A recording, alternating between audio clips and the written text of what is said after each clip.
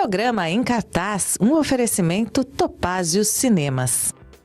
Olá, é a hora de falar das estreias da semana nos cinemas. Semaninha agitada, viu? Com 3 filmes para comentar por aqui, além de um relançamento grande que interessa para a grande nação de fãs de Star Wars, na qual eu me incluo. Sim, porque para comemorar os 20 anos da conclusão da segunda trilogia da saga, que na verdade é a primeira, né? Porque é uma frequência, a Disney botou para jogo na tela grande mais uma vez Star Wars Episódio 3, A Vingança do Sith, o bombástico filme que conclui a transição do jovem idealista Anakin Skywalker para o temível e cruel Darth Vader. Imperdível, tanto que eu vou fazer um vídeo só para ele, que vai estar em breve aqui no canal. Para você ser avisado quando isso vai acontecer, é só ativar o sininho. Mas para você poder ativar o sininho, você tem que estar inscrito no canal. E para estar inscrito no canal, você precisa gostar de cinema. Ah, você gosta de cinema, né? Então pronto! Com apenas um clique gratuito, você se inscreve e com mais um clique gratuito, você ativa o sininho. E já que você está aqui, vamos então para as estreias da semana nos cinemas. No cardápio de hoje temos desenho animado com personagens muito conhecidos. Ação com um tantinho de comédia e terror. Não necessariamente nessa ordem. Vamos começar, aliás, justamente pelo final, pelo terror. Until Dawn, Noite de Terror, é a adaptação de um jogo de videogame do PlayStation. Um ano depois que a sua irmã desaparece, um homem convoca as mesmas pessoas que estavam lá naquela noite para ir até o mesmo local, uma montanha isolada, em busca de respostas. Lá, eles são todos mortos por um assassino misterioso. Calma que isso não é spoiler. Estamos só começando a história ainda. Porque esse pessoal acorda depois no mesmo lugar, na mesma noite. Para escapar desse verdadeiro pesadelo da vida real, eles precisam resolver o mistério antes que o tempo acabe. Muitas vezes, a gente considera um filme que é a adaptação de um material já existente, como livro, jogo de videogame, musical, ou até de outro filme, como uma estratégia preguiçosa para ganhar dinheiro. Sim, porque você parte de um produto cultural que já tem uma base de fãs, uma turma que já conhece, já gosta, e que por isso já está predisposta a pagar pelo ingresso. Pegue o exemplo do filme do Minecraft, que está rolando no cinema. Com 723 milhões de dólares de faturamento até aqui, ele já é disparado a maior bilheteria mundial do ano para um filme não chinês, arrecadando mais que o filme do Capitão América e o da Branca de Neve juntos e com mais potencial para continuar lucrando do que os outros dois, por ter entrado em cartaz bem mais recentemente. Mais que ele, que faturou esse ano, só o desenho animado Neja, o Renascimento da Alma. O quê? Você não sabe do que eu estou falando? Não se culpe. Ele sequer tem previsão de lançamento no Brasil, embora tenha título em português. Chegou a ter um lançamento limitado nos Estados Unidos e em vários países da Europa, mas principalmente países do Oriente. Só que 98% da bilheteria desse desenho vem do seu país de origem, a China. E sabe de quanto dinheiro nós estamos falando? 1 bilhão e 900 milhões de dólares, quase 12 bilhões de reais. Mas desviei do assunto. É inegável que muito do ótimo desempenho de Minecraft em termos de bilheteria se deve ao fato de o jogo ter tantos fãs. Provavelmente os números seriam mais modestos se ninguém soubesse exatamente do que se trata. Então sim, usar uma propriedade intelectual conhecida aumenta o seu potencial de faturamento. Por outro lado, tem uma armadilha aí. Porque aí não basta que o filme seja bom, que a adaptação seja bem feita. Ela precisa se aninhar em um lugar que vai além do ué, mas qual é a novidade? Isso aí a gente já viu, né, no material original, tipo no jogo de videogame. Mas que também não chegue no ponto do nossa, mas está muito diferente do original. Until Dawn, o filme, faz esse esforço. A premissa é a mesma do jogo, mas a história segue outro rumo. Faltou combinar com os críticos. O da revista Forbes definiu a adaptação como redundante, porque a proposta do jogo era colocar o jogador dentro de um filme de terror, que, portanto, se torna interativo. E que levar isso para o cinema mata essa proposta. Já o The Gamer fala o contrário, que o filme desrespeita o material original. Só que tem um ponto aí que invalida tudo isso. Essas críticas foram feitas só com base no trailer. Que tal se a gente assistir ao filme e o julgar pelo que ele é e não pelo que ele parece ser? Until Dawn, Noite de Terror, está em cartaz nos cinemas com a classificação indicativa máxima, 18 anos, e duração de 1 hora e 43 minutos. Nossa próxima estreia nos cinemas é uma continuação de um filme de ação que chegou aos cinemas em 2016. Em O Contador 2, Ben Affleck volta a interpretar o brilhante e um tanto inescrupuloso profissional de contabilidade, que dessa vez precisa resolver o caso do assassinato do amigo de uma agente do Tesouro Federal. Para isso, ele vai contar com a ajuda do violento irmão dele, uma parceria muito divertida para a gente aqui do lado de cá. Eu citei o brilhantismo do contador interpretado pelo Ben Affleck.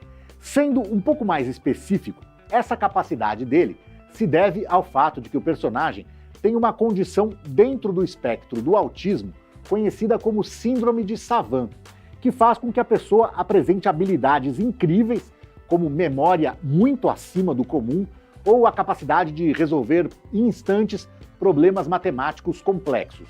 Ao mesmo tempo, atividades simples do cotidiano, como abotoar uma camisa, podem ser um desafio.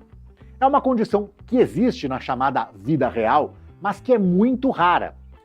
Previsivelmente, como no caso da comunidade gamer que eu citei antes, falando de Until Dawn, a comunidade autista também se dividiu quanto a essa representação. Parte dela considerou positivo que o filme tenha trazido um protagonista do espectro autista, que, além de tudo, é aquele personagem para o qual a gente é levado a torcer. Mas também houve muita crítica, apesar da alegada preocupação do Ben Affleck e dos produtores em trazer um retrato preciso e respeitoso dos autistas. Eles até tiveram a consultoria de ONGs e foram homenageados na primeira edição do Outfest, um festival de filmes da comunidade autista. Não adiantou muita coisa não.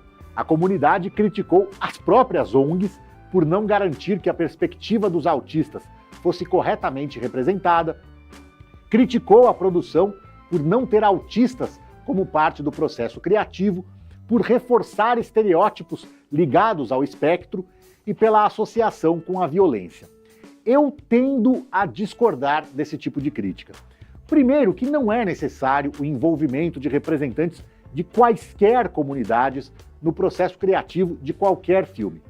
Pesquisa existe para isso, e é possível fazer um trabalho muito correto e respeitoso com base em informação. Segundo, que é errado enxergar em um filme a defesa de uma tese. Se uma produção retrata um autista violento, ela não está dizendo que todos os autistas são violentos. Ela está dizendo que aquele autista é violento. Terceiro, que os savants podem ser raros, mas existem. Então, se a representação for correta, é errado falar em estereótipo. Seja como for, os 155 milhões de dólares arrecadados em bilheteria foram suficientes para justificar essa continuação, ainda que um tanto tardia, né? 9 anos depois do original. E o Ben Affleck já disse que gostaria de levar essa história para uma série de TV. Mas, mais concreto que isso, são os planos para um terceiro filme, que já estaria até em desenvolvimento, com o diretor dos 2 primeiros, o Gavin O'Connor, dizendo que ele vai manter essa pegada mais cômica do segundo filme, explorando a ótima química entre o Ben Affleck e o sempre ótimo Jon Bernthal como o irmão dele. O Contador está em cartaz nos cinemas com classificação indicativa 16 anos e duração de 2 horas e 13 minutos. Nossa última estreia da semana nos cinemas é bem diferente de tudo isso que a gente falou até agora. É um desenho animado, com personagens queridos da infância de tanta gente ao longo de décadas, inclusive da minha. Eu estou falando de Patolino, Gaguinho e Petúnia, que são a única esperança da Terra diante de uma invasão alienígena em Looney Tunes, o filme O Dia que a Terra Explodiu. Tá, mas alguma coisa não cheira bem na Warner Bros.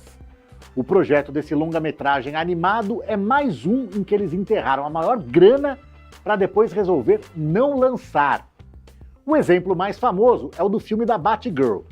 Prevendo um resultado desastroso nas bilheterias, eles preferiram engavetar do que lançar.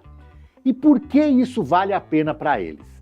É difícil e chato para você explicar com detalhes aqui, mas é uma manobra fiscal dentro da lei para evitar o pagamento de impostos. No final das contas, é prejuízo, mas é menos prejuízo do que se o filme fosse lançado e esses impostos tivessem que ser pagos. A mesma coisa aconteceu com o longa animado do Scooby-Doo que eles produziram. Ué, mas por que aqueles não foram lançados e esse do Looney Tunes está sendo? Bom, a princípio, a Warner pensou em lançar na plataforma de streaming Max, o que não resolveria o problema dos impostos.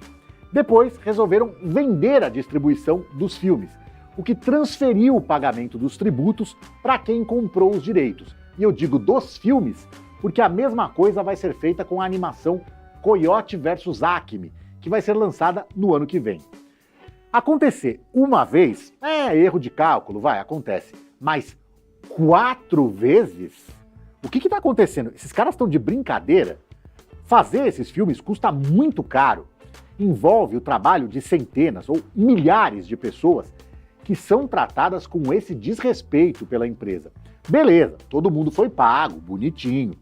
Mas imagine você, a sensação de trabalhar tanto e por tanto tempo, com seu carinho, dedicação e talento em um projeto, contar com orgulho para a família, para os amigos, esperar pelo momento de ver o seu trabalho no cinema ou na TV, o seu nome ali, a reação gostosa do público, ter o que mostrar na procura por um outro emprego, e aí a empresa que te pagou falar com palavras um pouquinho mais delicadas, ficou uma porcaria, ninguém vai querer ver isso, e a gente prefere engolir esse prejuízo e deixar o filme na gaveta do que tomar um prejuízo ainda maior lançando e pagando um monte de impostos.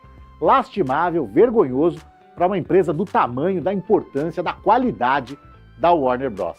E de mais a mais, vou falar mais uma coisa aqui. Esse tipo de empresa faz um desenho do Looney Tunes e não bota o Pernalonga, o dono dessa coisa toda, um dos personagens mais engraçados e carismáticos da história do entretenimento. Tá tudo errado mesmo. Eu só vou sair de casa para ver esse filme porque eu também não sou nem louco de perder a oportunidade de ver o Patolino e o Gaguinho no cinema. Sem falar que essa é a primeira vez que a turma do Looney Tunes aparece em um longa-metragem para cinema exclusivamente em animação. Isso porque nas vezes anteriores ou eram misturas de animação com live action ou eram coleções de curtas-metragens e não um longa-metragem. E o que é melhor, é tudo desenhado à mão naquele estilo que traz aquele confortinho gostoso. Imperdível para as crianças e com certeza para muitos adultos também. Looney Tunes, o filme O Dia que a Terra Explodiu, está em cartaz nos cinemas com classificação indicativa livre e duração de 1 hora e 31 minutos. Tchau!